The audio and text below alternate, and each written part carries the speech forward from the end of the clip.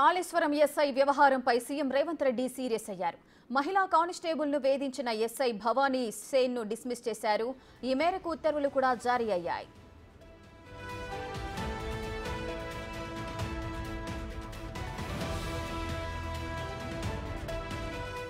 SI Bhavani Sen వేధింపులకు పాల్పడినట్లు ఫిర్యాదు అందింది.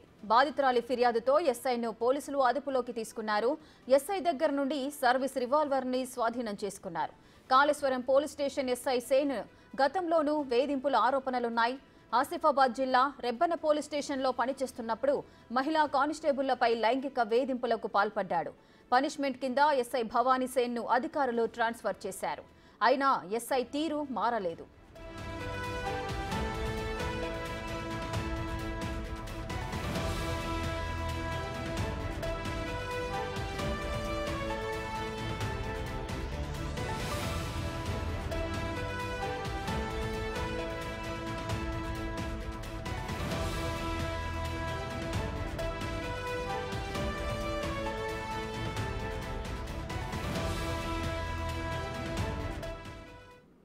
మరింత సమాచారం మా ప్రతినిధి వేణు అందిస్తారు.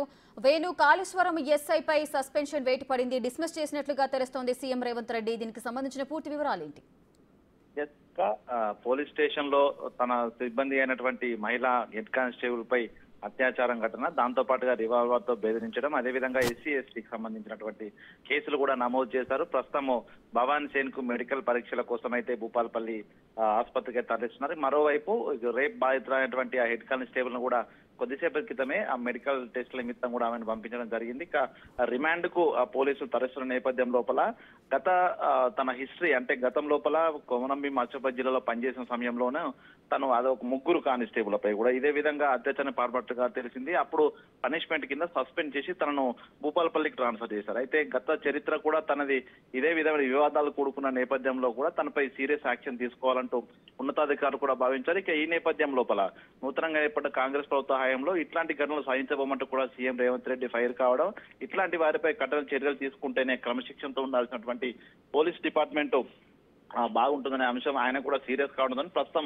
రిమూవల్ ఫ్రమ్ సర్వీస్ చేసినట్టు తెలుస్తుంది. మరి కొద్దిసేపట్లో సర్వీస్ రిమూవల్ సంబంధించినటువంటి ఆ భవానీ సేన్ సర్వీస్ ఆర్డర్స్ కూడా వచ్చే అవకాశం కనిపిస్తోంది. ఇక ఏదేమైనా కూడా భూపాలపల్లి జిల్లా వ్యాప్తంగా అటు మహదేవ్పూర్ దాంతో పాటుగా ఈ ప్రస్తుతం ఉన్నటువంటి ఇటు కాళేశ్వరం పిఎస్, అదే విధంగా గత నెల లోపల జరిగినటువంటి మొగులపల్లి పిఎస్, ఇదే ఈ భూపాలపల్లి జిల్లా వ్యాప్తంగా ఉన్న పోలీస్ స్టేషన్ లో కూడా ఇట్లా ఎస్ఐలు వివిధ ఆరోపణలో కూడా చిక్కుకొని సస్పెండ్ అయిన పరిస్థితి కనిపిస్తోంది. ఇక ప్రస్తుతం ఇక లైంగిక వేధింపులు, రేపుకు సంబంధించినటువంటి ఆరోపణల నేపథ్యంలో ఇటు భవానీ సేన్ పై ఇట్లా కఠిన చర్యలు తీసుకుంటేనే పోలీస్ ప్రతిష్ట ఇమడింపజేస్తుందని చెప్పడంతో ప్రస్తుతం ఆయన అయితే రిమాండ్ తరలిస్తున్నారు. మరోవైపు సర్వీస్ రిమూవల్ చేయడంతో కూడా పోలీస్ వర్గాల్లో కూడా కొంత ఒక హాట్ టాపిక్ గా అయితే మారింది ఈ రేఖ.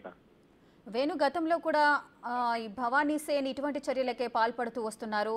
గతంలో మహిళలు ఏ విధమైన ఇబ్బందులు ఎదుర్కొన్నారో వాళ్ళు కూడా ఈ భవానీ సేన్ పైన కంప్లైంట్ చేసే అవకాశాలు ఉన్నాయా? బయటకు వస్తారా?